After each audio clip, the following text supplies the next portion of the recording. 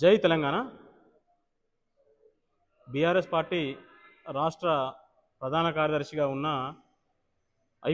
మాజీ ఐపీఎస్ అధికారి ఆర్ఎస్ ప్రవీణ్ కుమార్ గారు అంటే తెలంగాణ దళిత సమాజంలో ఒక గౌరవం ఉండేది.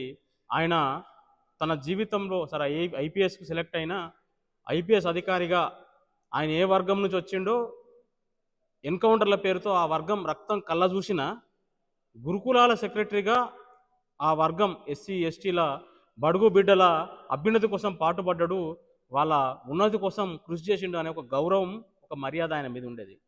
కానీ ఆయన ఆ ఐపీఎస్ అధికారి అనే హోదాను అడ్డుపెట్టుకొని చేసిన అక్రమాలు, చేసిన వివిధ కార్యకలాపాల నుంచి కేంద్ర ప్రభుత్వం దృష్టి పెట్టడం, అప్పుడున్న ఒక పార్లమెంట్ సభ్యుడు ఆయన మీద కంప్లైంట్ చేయడంతో కేంద్రం ఆయన మీద ఎంక్వైరీ ప్రారంభించే సమయంలో ఇక రాజకీయంగా ఏదైనా అండా దొరుకుతుంది తప్ప నన్ను నేను రక్షించుకోలేని ఒకే ఒక కారణంతో ఆయన ఐపీఎస్కు రాజీనామా చేసి దాన్నేదో త్యాగంగా చూపించుకునే ప్రయత్నం చేసిండు.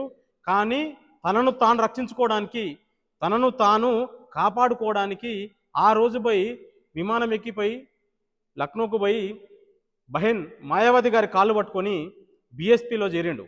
బీఎస్పీ రాష్ట్ర అధ్యక్షుడైండు, ఎన్నికల పోటీ చేసిండు, సిర్పూర్లో గెలిచేది నేనే అంత బిల్డప్ కూడా ఇచ్చిండు.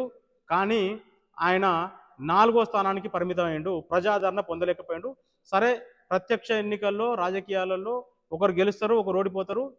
కానీ ఆ సిద్ధాంతాన్ని నమ్ముకొని ఉంటే ఆయనకు ఎన్నకైనా ప్రజాదరణ దక్కేదేమో.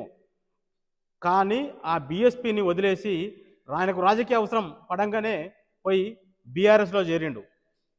బీఎస్పీలో ఉన్నన్ని రోజులు కేసీఆర్ గారిని, ఆయన కుటుంబ సభ్యులను, బీఆర్ఎస్ పార్టీని అసలు నీచంగా మాట్లాడిన ఆ నోటితోనే పోయి ఇప్పుడు వాళ్ళని పొగుడుతుండు.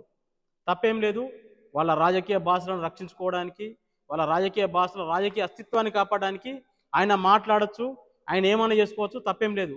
కానీ ఈ క్రమంలో తెలంగాణ కోసం తన 20 ఏళ్ళ జీవితాన్ని దారబోసిన ఒక ఆడబిడ్డ మీద, కల్వకుంట్ల కవిత గారి మీద ఆయన చాలా అనుచిత వ్యాఖ్యలు చేస్తుండు.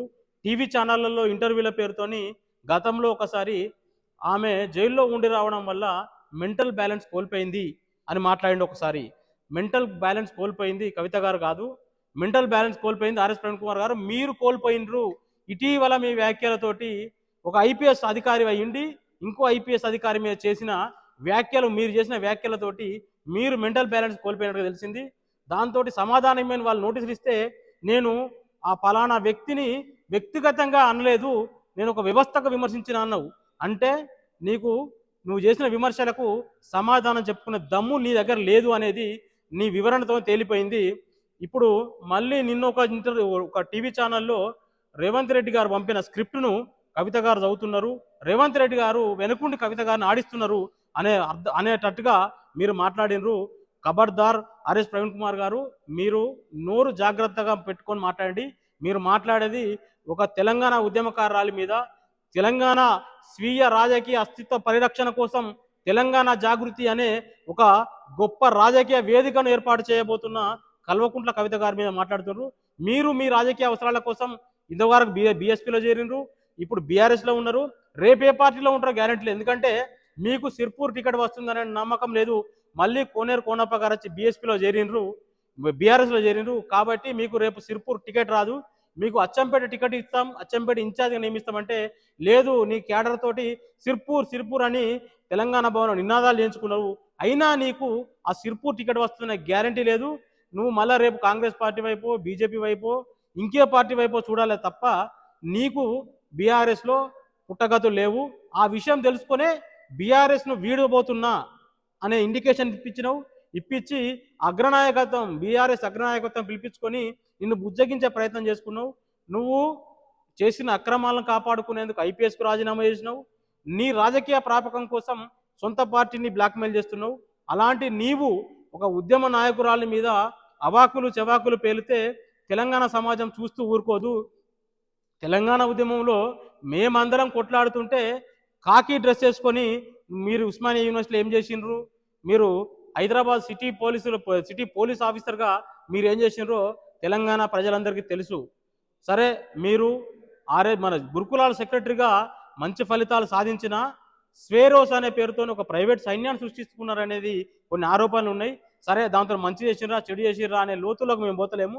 కానీ రాజకీయాల్లో విమర్శలు చేసేటప్పుడు రాజకీయాల్లో విమర్శలు చేయడం తప్పు కాదు, కానీ హుందాగా విమర్శలు చేయాలి.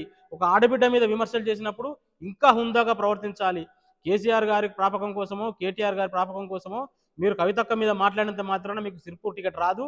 మీరు ఎప్పటికి కూడా మీరు అక్కడ మీరు ఆ సిర్పూర్ టికెట్ను కోల్పోవడానికి రెడీగా ఉండాలి.